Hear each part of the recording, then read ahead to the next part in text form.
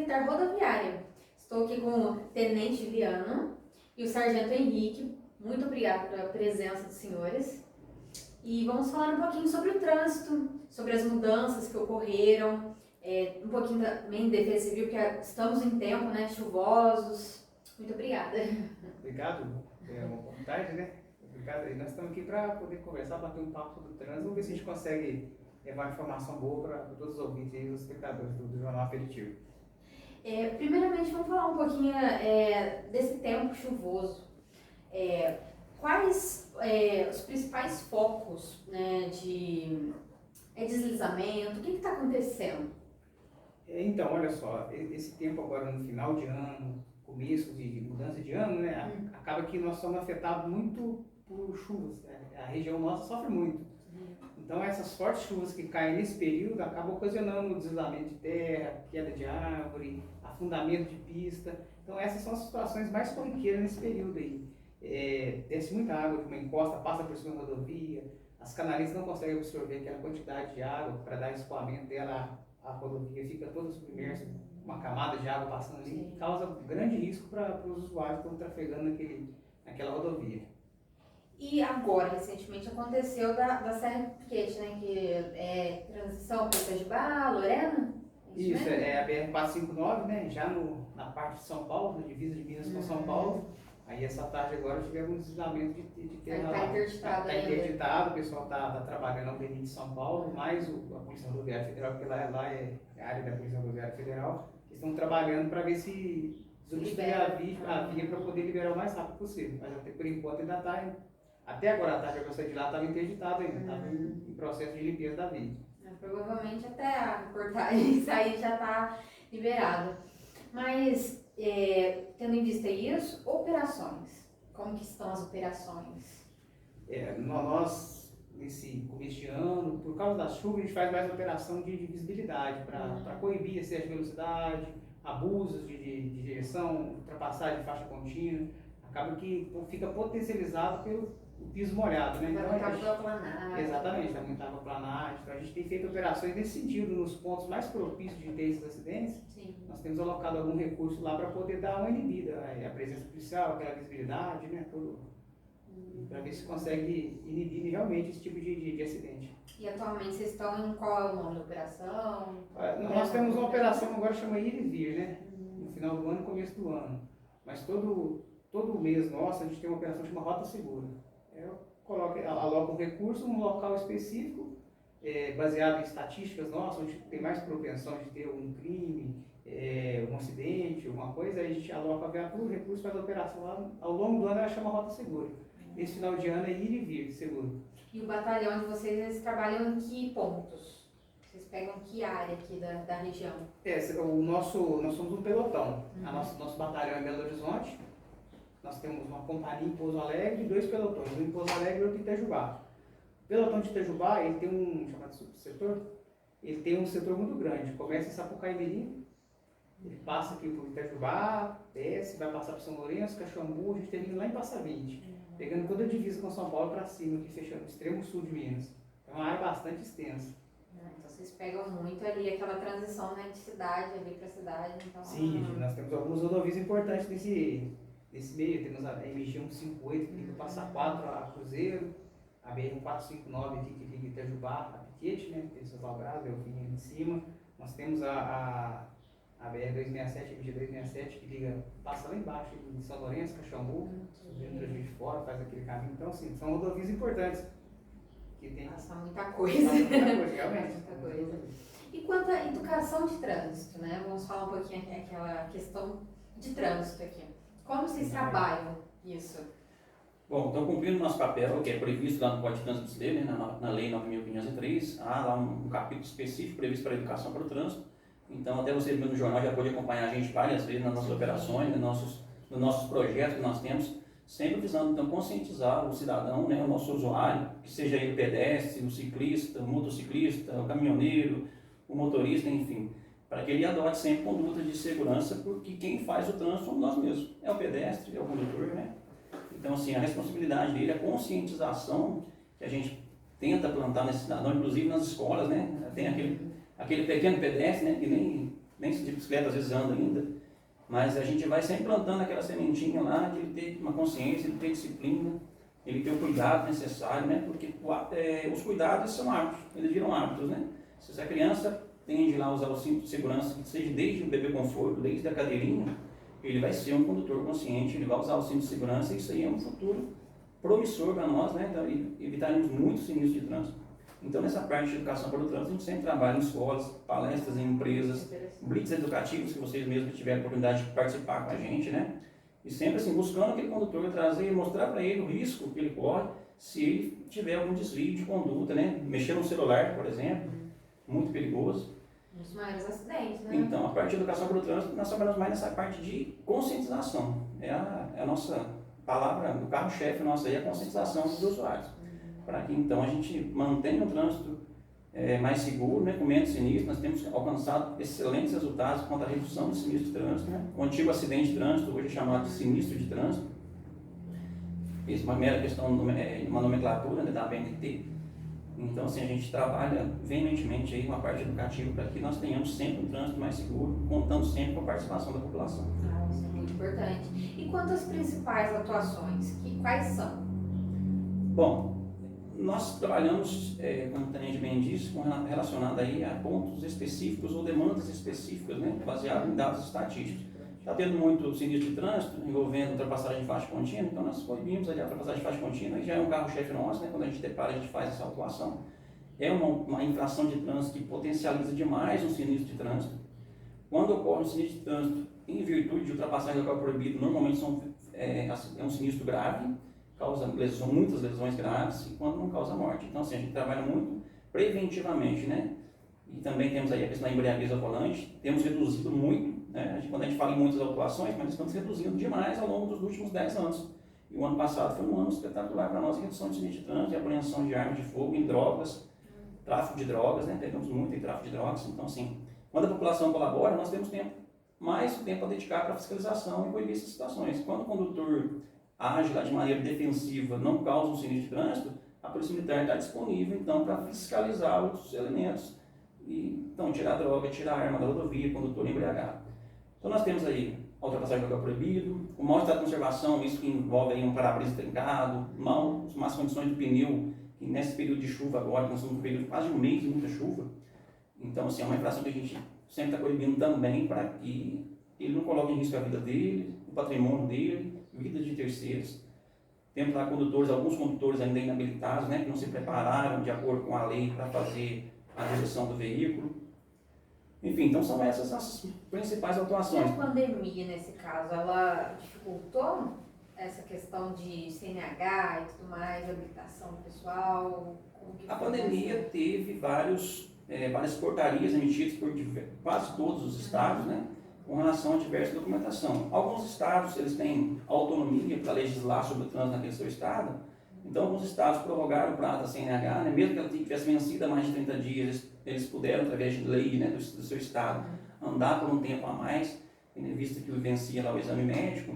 Teve estado que prorrogou o prazo para o veículo fazer o licenciamento, né, Minas Gerais foi um deles, foi um desses casos, né, que o governador, através de uma lei, talvez uma portaria do Detran, ele prorrogou o prazo nessa questão de fiscalização, mas a gente adianta que tudo já está retomado, né? As questões, até porque muitas questões viraram digitais, tem documentação, até a própria CNH, o cidadão nem precisa ir no órgão de trânsito, é muito prático, então todos os estados já retomaram, então todas as atividades, então o CTB volta a ser cumprido aí na íntegra, conforme a lei determina. Aproveitando, né, esse engajamento da CNH, ela é necessária ali? Como que está essa situação? Vocês verificam o porte da CNH. O porte da CNH. Então, é uma das inovações da Lei 14071 de 2021. Então, desde 2021, ela teve uma alteração no artigo 159 do Código de Trânsito, que prevê, então, o porte da CNH. Antigamente, era obrigatório o porte da CNH física. Com a Lei 14071, foi feita, então, essa possibilidade do cidadão apresentar a CNH de maneira física ou de maneira digital.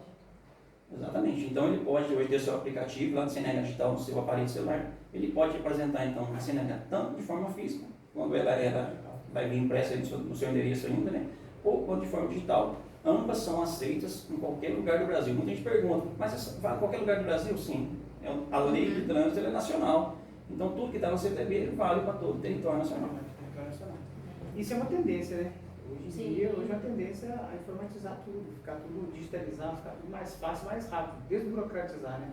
Então é a CNH, o CRV, que é tudo digital hoje, então essa é uma das melhorias, eu acho até que é bem-vindo, muito bem-vindo, porque você não fica preso a muita coisinha, muita burocracia. Sim. Isso é uma comodidade. E por falar nisso, a CNH internacional, quem quiser fazer a CNH internacional, como que ela faz?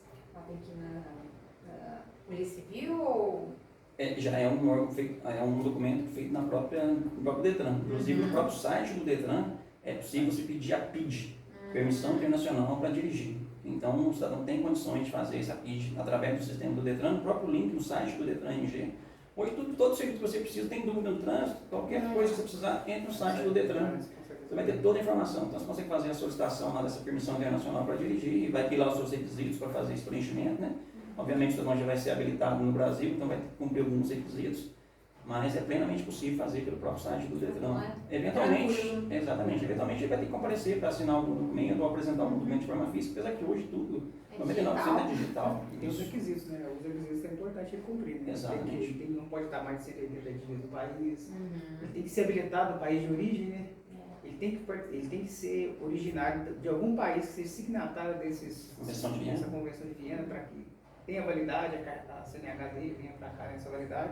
Então assim, mas não é coisa de muito difícil. Inclusive eu lembro de uma reportagem que eu fiz, não lembro toda ela, mas vocês pegaram um cara que era, acho que da Venezuela, era de um país aqui perto, não sei se vocês recordam. Eu estava nessa ocorrência, né? Então quando a gente percebeu, sabendo que um condutor estrangeiro pode conduzir veículo no Brasil por 180 dias, né? A CNH dele é válida no Brasil de 180 dias desde a entrada dele no Brasil, então foi abordado esse cidadão colombiano, na verdade, né? Cidadão colombiano, e eu percebi que ele já estava há mais de 180 dias no Brasil. Então fiz contato com a Polícia Federal, ele estava inclusive irregular no Brasil, mas essa situação de estar irregular, ele teria um prazo para regularizar, não necessariamente seria preso por isso, e ele apresentou um documento que foi expedido durante essa estadia dele no Brasil. Então foi o que causou a suspeição, e a gente foi fazer o levantamento, a CNH que ele apresentou do país estrangeiro colombiano, ela era falsa. Ela não existia lá, né? Então ele cometeu um crime ali do artigo 294, salvo engano, né? Falsidade, falsificação de documentos ou falsidade ideológica, né? Documento falso, isso. Situação complicada. Acontece. Eles pegam muita situação, né? Sim, o cidadão, na verdade, não só os estrangeiros que acontecem, né? Mas a própria brasileira, né? Às vezes vem dificuldade ou por algum motivo tentam não cumprir aquilo que a lei determina que seja cumprido, ter os requisitos, cumprir os requisitos necessários para se habilitar, ele procura meios escusos aí de obter a CNH, mas hoje nosso pessoal é muito bem qualificado e consegue então perceber que realmente tudo é falso, né? É um crime muito pesado, não compensa que o cidadão que tenha intenção, não compensa ele se envolver. Depois vai acabar perdendo mais. Exatamente, né? Nossa, é caro, né? E dentre as mudanças que ocorreram, temos a cadeirinha, por exemplo. O que vocês podem me dizer sobre ela? A cadeirinha, na realidade, ela teve só um acréscimo, né? Sim. Ela não mudou assim do que era antes, ela não teve aquela mudança bruta, aquela coisa muito. Na verdade, ela só inseriu algumas particularidades lá. Eu acredito que foi só aí a questão da altura, de 1,45 para quem tem até 10 anos. Para andar na frente, né? Resumindo, você voltar para frente, para a gente começar aí do zero. A cadeirinha se tiver 10 anos ou 1,45 m, ele pode andar no banco da frente. Depois ele já está fora já não precisa mais usar o assento de elevação, que é até 7 anos, né? 7 anos e meio. Até 7 anos e meio. De 0 a 1, ele usa o bebê conforto. Coloca no carro, o bebê conforto é instalado no sentido contrário à direção do veículo, né? Ou seja, a criança vai olhando para trás do veículo, para trás. Muitos põem de frente, né? Põe de frente, mas está errado, ele tem que ser no sentido contrário. Aí de 1 a 4 anos já é bebê conforto, é a cadeirinha mesmo, né? Bebê conforto, né? Aí a cadeirinha. É a cadeirinha. Isso. E de 4 a 7,5 já é uma cinta de elevação com o cinto de segurança. Aí esse 7,5 a 10 é para a criança andar na frente. Aí tem depois de 10 anos não pode andar na frente, tem que ficar no banco de trás com o cinto, 7,5 a 10. Mas se ele tiver 10 anos ou 1,45 m, já pode andar na frente. Então essa mudança é só mais da altura mesmo para poder 1,45 m. Mas foi marcante nessa parte. Isso, a resolução 277, né, antiga resolução 277, alterada pela 819, né, que é sobre a cadeirinha, preveu só essa questão mesmo hoje que é previsto. Pode o cidadão, a criança, né, andar na frente desde que tem 1,45 m ou acima de 10 anos de idade, né? Até 10 anos tem que ser no banco de Então trânsito. as mudanças realmente sim foram poucas, né? Poucas. Comparado a 2020 para cá agora. Sim, só acrescentou essa questão do 1,45 m com mais de 10 anos, né? Sim. E a questão do farol durante o dia, como que ficou? O farol durante o dia é porque tinha uma obrigação aí de ele ter ligado todo dia. Ele entrou na rodovia e tinha que ligar, né? Agora hoje ele é exigido somente em rodovia de pista simples. Na 459 nossa aqui, uma mão vai outra vem, o farol ligado. Só que ele chegar na Fernão Dias, que ele tem pista dupla, aí ele pode andar com o farol desligado. Então já essa exigência só para isso, né? Túnel também tem que estar ligado. Sobre chuva, neblina. Sobre chuva, neblina tem que estar ligado. Até porque então, para enxergar. E melhora muito a visibilidade. Tem quem conduz aí em chuva, você vê que quando está chovendo muito, quando você vê um farol vindo do outro lado, te dá uma visão boa. Quando não está apagado, você não vê quase nada, só vê quando está muito perto. Então, assim, melhora muito a visibilidade, principalmente em questão de chuva, né? Questão de chuva, neblina, aumenta muito a visibilidade. É um benefício muito grande para o condutor. E o recall de licenciamento? Não sei se fala assim. A palavra em inglês, né? Recall, né? O que é isso? Isso é uma coisa interessante de falar. Isso é um chamamento da indústria automobilística quando é constatado que aquele veículo, aquela série produzida de veículos, aquele número de veículos produzidos em determinado lote, né? Que ele apresenta algum problema que possa trazer algum risco para o usuário final, que é o condutor lá que está na rodovia com o seu veículo. Aí essa indústria emite um chamado, esse chamado chama recall. O que acontece hoje? Ela mudou em 2021 também, 2021 também, 14071, né? Mesma lei. Ela mudou a mesma lei. Agora, antigamente fazia o chamamento e o condutor levava ou não. O proprietário do veículo, aquela pessoa que está na posse do veículo, levava ou não. Hoje não. Hoje ele emite esse chamamento, o condutor ele tem que levar. Por quê? Se ele vai ficar no veículo dele, na hora que você consultar os dados do veículo, vai aparecer que tem um recall pendente. Aí, tanto esse recall pendente, ele não consegue licenciar o veículo no ano seguinte. Então ele pode pagar todas as taxas, ele pode pagar o IPVA, taxa de licenciamento, paga todas as taxas do veículo, paga todas as multas que tiver, mas ele estando com o recall pendente, o licenciamento dele não vira, ele não atualiza. E o carro é apreendido? E o carro, na hora que for parado numa fiscalização de trânsito, ele vai ser removido. Porque muitos vocês devem escutar, mas já paguei o restante, mas o recall não está pago, né? E não é só o recall, né? Até a multa. Paga tudo lá, mas tem a multa e não consegue licenciar o veículo dele. Então, assim, o recall é uma dessas causas de não licenciamento. Então, tem que ficar muito atento, consultou seu veículo, tem recall pendente, procura a concessionária que fez o chamamento lá e para regularizar a situação. Isso envolve a segurança do seu veículo, né? Se a empresa chamou, porque a nossa lei de trânsito, CTB, prevê lá no seu artigo 5º que todas as ações previstas no Código de Trânsito são em defesa da vida, da economidade pública e do meio ambiente. Então, a necessidade de todas essas questões, esse chamamento das empresas, é para que se cumpra aquilo que nosso Código de Trânsito prevê, que é a preservação da vida, né? Eventualmente, um recall pode ser com um airbag, por exemplo. Quer dizer que em um eventual sinistro de trânsito e o airbag for acionado, ele pode não funcionar de forma adequada e isso causar uma própria lesão no condutor, no proprietário, né, na sua família, enfim. Então, assim, todas essas ações que trabalhadas no CTB são em virtude da proteção da vida. Estão no artigo 5º do nosso Código de Trânsito brasileiro. E em relação à multa por excesso de peso ou multa mais cara para as empresas? Certo. A multa por excesso de peso ela pode ser aplicada de duas maneiras, né? Ou pela nota fiscal, o agente da fiscalização de trânsito, não só o policial militar, né? Todos aqueles órgãos que fazem parte do Sistema Nacional de Trânsito, lá no seu artigo 20, 21, 22 e 23 do CTB, prevê lá quem pode atuar no trânsito. Então, todos esses agentes, eles podem atuar por fiscalização do excesso de peso. Pela nota fiscal, ele vai comparar, então, aquilo que o veículo, a etiqueta, né, a plaquinha de identificação daquilo que o veículo pode transportar.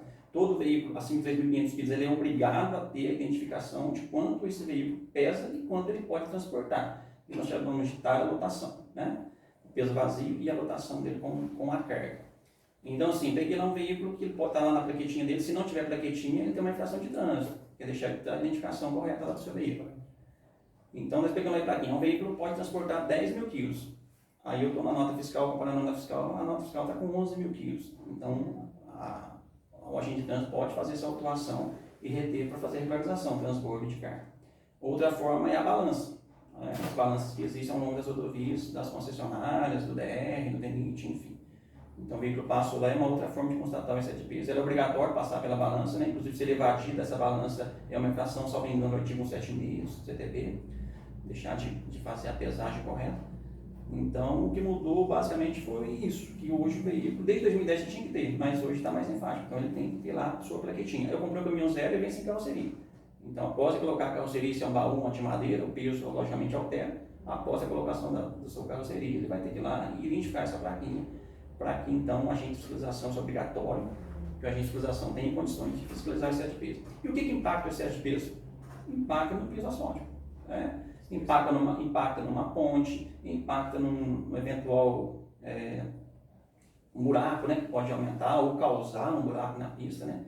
Então isso é extremamente importante para que se mantenha as condições das vias seguras para todos os usuários, para os demais usuários, visando sempre a inclusividade física e a segurança das pessoas. Não, já basta o tempo como está, né? Já está... Exato, potencializa muito. Potencializa e a dificuldade de fazer a correção, né? Com chuva tudo é mais difícil fazer a correção, um tapa-buraco é quase impossível de se fazer, uma barreira de retirar com chuva é quase, você tira o barro, mas ele vira uma lama. Então, assim, se cada um fizer a sua parte, transportar a carga, e lembrando que o excesso de peso, ele pode se implicar em autuação tanto para quem transporta, para quem carrega, para o embarcador, transportador e proprietário. Então, assim, uma mesma infração de trânsito de excesso de peso, por exemplo, aqui, ele vai dar uma infração para o condutor, uma para o embarcador e outra para a empresa. Um para cada um. Então, assim, para que isso? Para que o cidadão, a empresa, quando embarcar, tenha essa consciência. Se todo mundo colocar 1.000 quilos a mais no seu veículo, você imagina como é que fica o nosso trânsito. Basicamente, a nossa carga no Brasil é transportada sobre caminhões, né? Basicamente sobre rodas. Então, eu passei com 1.000 quilos a mais, o outro também passou com 1.000 quilos a mais, outro 1.000 quilos a mais. No final do dia, passou 50 e 200 mil toneladas a mais, mais na rodovia. Ele vai sempre potencializando, né? E a questão da multa para as empresas, né? Isso. Mais cara. Isso é a famosa multa NIC, multa por não identificação de condutor. O que o Código de Trânsito quer fazer? Ele quer conscientizar, seja ele se tiver que conscientizar de maneira repressiva, lá, né, de fazer uma autuação de trânsito, ele quer pegar aquele condutor. Vem cá, o condutor, você precisa usar o cinto de segurança. Então, quando o veículo tem o nome de uma empresa, o CTB não sabe quem estava dirigindo. Ele sabe que o veículo é da empresa e alguém estava dirigindo. Então, o órgão de trânsito ele precisa chegar nesse cidadão que estava dirigindo efetivamente o veículo naquele dia. Quando uma empresa tem um veículo no seu nome, tem um condutor, ela não identifica quem cometeu determinada infração, o CTB, né, o órgão de trânsito, entendeu que punir essa empresa que não identificar. Então é famoso multa por não identificação. Cometeu uma infração, identifiquei quem era, beleza, vai ficar numa multa só. Não identifiquei quem era, essa multa é multiplicada por 2. Então, assim, se eu não identifiquei, se eu tenho uma multa de uma infração, uma multa de R$130, depois você vai ter essa de 130 e mais uma de 260, por não ter identificado o condutor, multa NIC. Então, essa é a novidade do Código de Trânsito. Não é tão novidade assim, já veio na 14071. Só foi mais enfático agora nas fichas com a resolução 985. Sim, é o que a gente falou, né? Tudo deu uma aumentada bem pouca, né? Sim. De 2020 para cá. Sim. Porque se a empresa não identifica o condutor, aquele condutor é reincidente em infrações, vai virando aquele hábito. Passei hoje, não fui penalizado, não fui multado, enfim. Ele vai deixando, vai cometendo novamente essas infrações. Desde maneira que ele seja multado. Infelizmente, o nosso condutor, muitos deles, só aprendem depois da notificação, né? Então, a ideia do CTB é chegar naquele condutor que estava efetivamente na direção do veículo e cometeu determinada infração. Infelizmente, o que acontece muito, né? As pessoas vão deixando acontecer, porque não aconteceu comigo, não pegou eu e vai deixando. Então, aqueles hábitos errados, né? Vai criando aqueles maus hábitos, né? E desde que não seja flagrado, ele acha que está correto e vai seguindo. E em questão do uso-filme, né? Teve muita mudança ou é a mesma?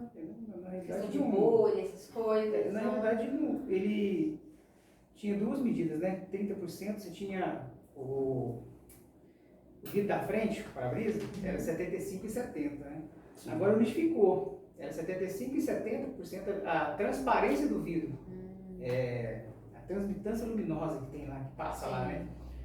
Que a luz passa entre o vidro. Então ele podia ter uma tolerância de 70% ou 75% do vidro da frente. Hoje unificou, hoje é 70% só. O vidro lateral, do carona, do motorista e do carona, primeiro vidro seu, vamos pegar um carro, 4 portas, a porta da frente e o vidro do para-brisa é 70%, os outros 30%. Antigamente era 28% também, né? Continua a mesma coisa. Então isso não mudou. Mudou porque os outros continuam a mesma coisa, da frente que mudou, que era 75 e 70, agora são 70%. O de trás não... O de trás continua a mesma coisa, 30%. Os outros, depois da porta da frente, era 28, agora é 30%. E questão de cor, essas coisas não... O ISOFIL não tem... Ele tem que obedecer essa porcentagem de passagem de luz. Sim. O que não pode é o laminado, né? Aquele todo espelhado que você olha lá, aquele lá não pode. Aquele não pode em hipótese alguma. Aquele lá não precisa nem de ter um aparelho para medir essa passagem de luz, a porcentagem. Bolha também não pode no ISOFIL praticamente você não vai ver ISOFIL no vidro da frente, né? No vidro da lateral também você não vai ver se você colocar uma película ali, ele não, já fugiu, já estourou o limite que ele tem. Então praticamente se tiver com vidro nessa porta da frente e no vidro na para-brisa ali, ele não vai conseguir. Basicamente o vidro sai de originais de fábrica já com a transmitância luminosa mínima exigida, né?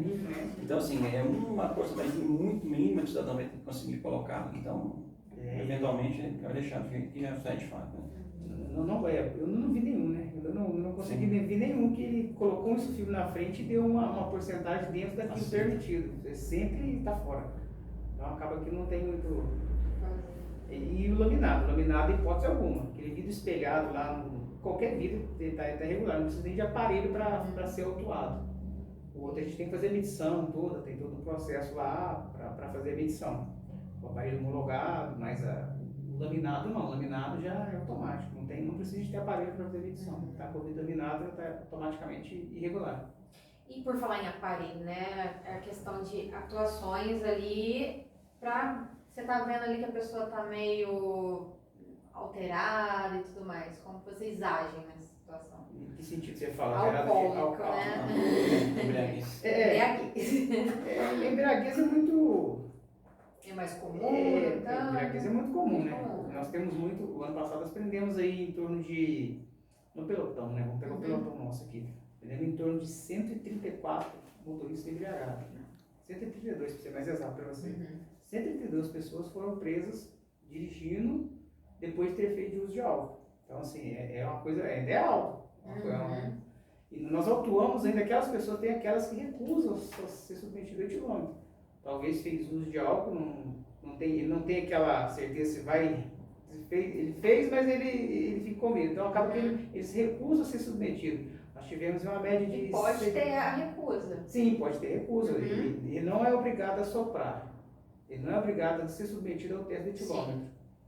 Essa é uma das mudanças que teve na lei, mas mudou já tem muito tempo. 2012, então já tem muito tempo. Antigamente a pessoa não era obrigada a soprar, tranquilo. Agora, deve ter virado até nós. Agora hoje ele continua não sendo obrigado a soprar, mas a hora que ele tem essa oportunidade, a hora que é oferecido para ele, você pode fazer o teste, é a oportunidade que ele tem de provar que não bebeu. Então inverteu. Porque ele já está provando que bebeu. Inclusive teve um julgado do STF ano passado que julgou que é constitucional. O pessoal entrou com a associação de bares, entrou com uma ação no STF para poder derrubar essa obrigatoriedade de soprar, e não soprar baseado no princípio constitucional que não poderia produzir prova contra ele mesmo.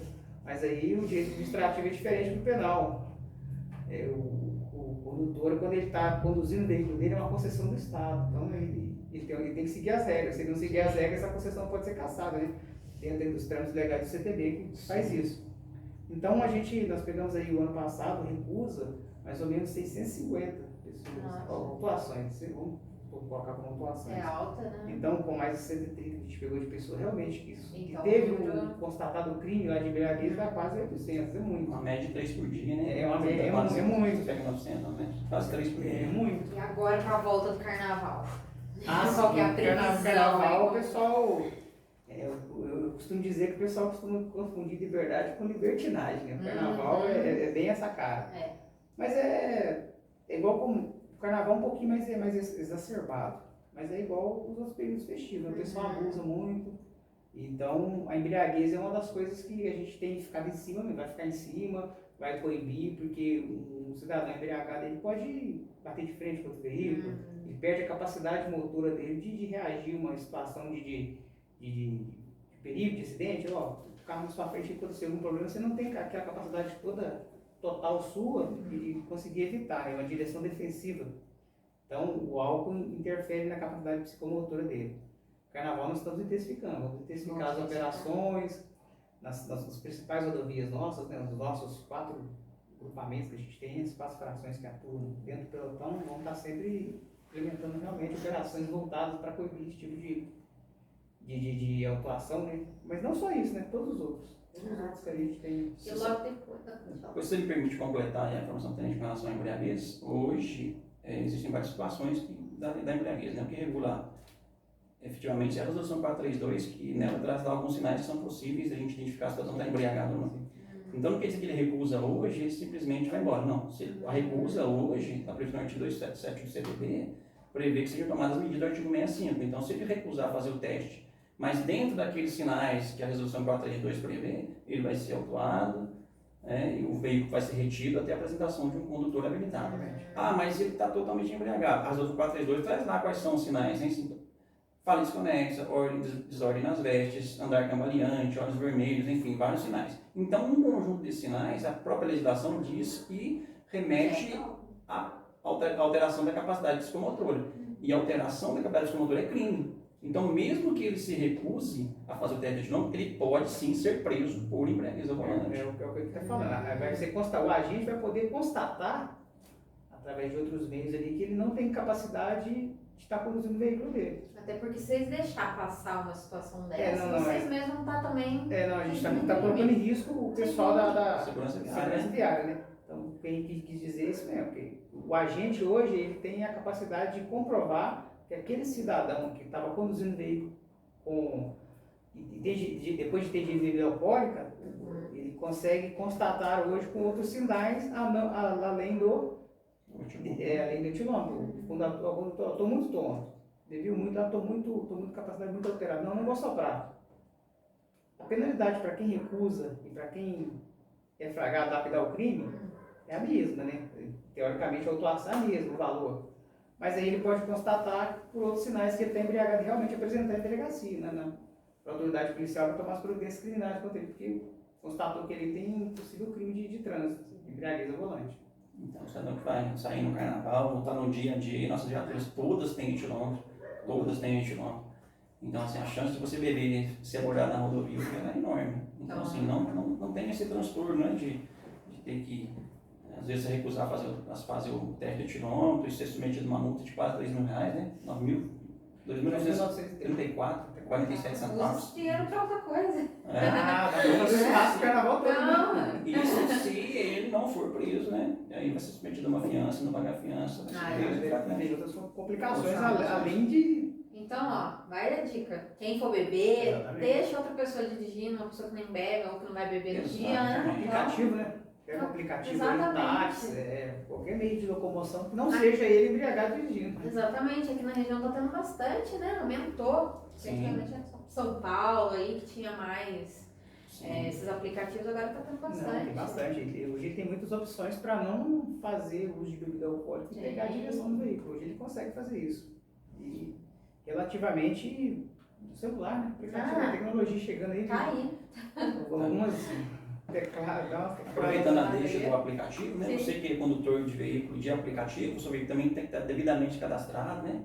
Junto aí aos municípios, enfim, você vai fazer um transporte intermunicipal entre municípios, tem que estar cadastrado junto ao DR, para que você também está trabalhando, está protegendo vidas, está ganhando seu dinheiro de forma honesta, está ganhando seu dinheiro de forma honesta, mas tem que cumprir alguns requisitos também para o transporte de aplicativo. Aí, ó. É. Então vale o respaldo para todo mundo. A gente vai incorrer em transporte regular de passageiros. Sim. E vai... Olha, temos muitas mudanças que ocorreram, né? Foram aquelas coisinhas mínimas, mas também que são significativas, né? Sim. Então, e eu agradeço muito a presença dos senhores aqui. O jornal está de portas abertas para quem, quando quiserem mostrar projetos ou falar como que está a situação do trânsito, tá? Sempre à disposição. Muito obrigada pela presença dos senhores. Nós que agradecemos, estamos sempre à disposição para trabalhar juntos, desenvolver alguma atividade junto. A gente, ano passado, nós fizemos algumas atividades juntos, né? Com certeza. Aqui no Trevo de Piranguinho, teve uma lá na De lareira trânsito, lá em né? cima, de trânsito, né? Então é muito importante essa divulgação do trânsito. Porque às vezes o policial rodoviário é muito. O pessoal acha que é mal visto, vamos dizer assim, porque policial em si, ele vai atuar, né? Trânsito o pessoal não gosta muito, não. Então, assim, a gente tenta estar junto com a comunidade. A Polícia Militar hoje não é voltada só no trânsito, a gente não fica só trânsito, a gente produz segurança pública, tráfico de droga, tem um vínculo com a comunidade, tem esse contato estreito. Precisou de alguma coisa, procura a gente lá no batalhão, nós estamos no batalhão aqui em Itajubá. Uma viatura nossa na rua, em qualquer lugar você pode abordar, conversar, você vai ter um feedback bom, um retorno bom. Sim. Então, nós estamos à disposição, sim. E para complementar para você uma dessas mudanças que a gente passou batido aqui, é da motocicleta, criança na motocicleta. Antigamente a criança poderia ser transportada na garupa da motocicleta até 7 anos, agora não pode mais, é 10 anos, no mínimo 10 anos para transportar, tem que ter segurança. Ela tem que ter condições de se manter segura na motocicleta. Então essa é uma das mudanças. E às vezes vai ter mais de uma criança, né? Ah, não, aí já tá errado. Aí já a gente vê aí. Mas aí nós estamos sempre à disposição, tá? Qualquer coisa, estamos aí para somar mesmo. Com certeza. Porque a gente também agradece o espaço aí que é dado à Polícia Militar, né? Especificamente aí a modalidade do policiamento rodoviário, que sempre tem o apoio, a divulgação, o filme das normas, né? Muitos condutores cometem infração de trânsito, às vezes por desconhecer. Então essa é a oportunidade que nós temos de também divulgar aquilo que é novo, né? Que mudou na legislação, e eventualmente alguma coisa que não é tão nova, mas vai caindo no esquecimento, né? Às vezes a pessoa não sabe, né? Então, assim, o cidadão bem informado, o cidadão que comete menos infrações de trânsito, envolve menos sinistros de trânsito, consequentemente nós temos mais segurança pública, né? E segurança no trânsito também. Então, eu te agradeço mais uma vez o espaço. Muito obrigada.